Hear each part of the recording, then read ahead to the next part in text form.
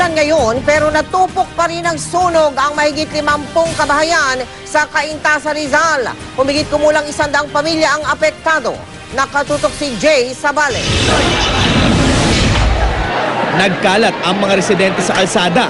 Ang mga bumbero nagsiyakyatan sa bubungan ng mga bahay para mabugahan ng tubig ang mga naglalagablab na bahay.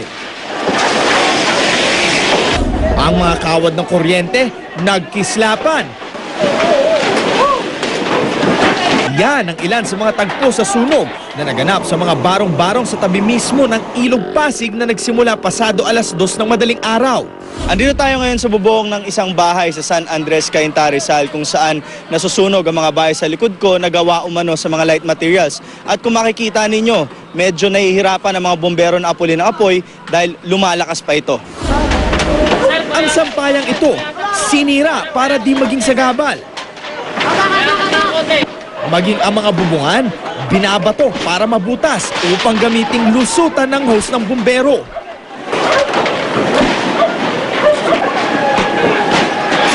Naglaladlad tayo ng hose, 3 duktong bago makarating sa tabing ilog. Masyadong malayo dun sa main road. Kaya nahirapan tayong pumasok sa loob. Dagdag pahirap din sa pag-apula ng apoy ang masikip at overcrowded na lugar kung saan may ilang sasakyan din ang nakabalandra sa kalsada. Umabot sa ikalawang alarma ang sunog na tumupok sa mahigit 50 bahay. Patuloy ang investigasyon ng BFP sa naging sanhi ng sunog na nagtala ng mahigit 200,000 piso na pinsala.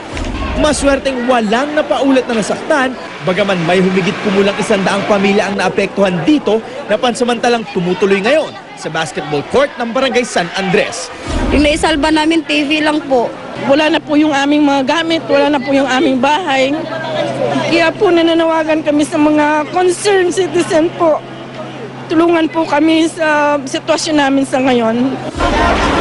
Tuluyan itong naapula ng pasado alas 4 ng madaling araw. Kay Sabale, nakatutok 24 oras.